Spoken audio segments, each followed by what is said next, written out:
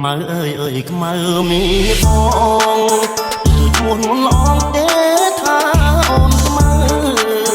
តែតាមការពិតសាច់សមកថ្លៃតែមកតាយស្រីថ្លៃហើយខ្មៅពីតូចឆ្នាំថ្មីខ្មៅពេញក្រមុំរូបល្អសែនសមគ្មានស្រីណាដូចខ្មៅជាស្រីខ្មែរគ្រប់លក្ខសមសូនប្រាជ្ញាក៏ឆ្លាតស្ដាប់ពីម៉ែថ្ងៃនេះបនចូលឆ្នាំថ្មីបងឃើញខ្មៅស្រីអូនរៀបចំផ្ទះ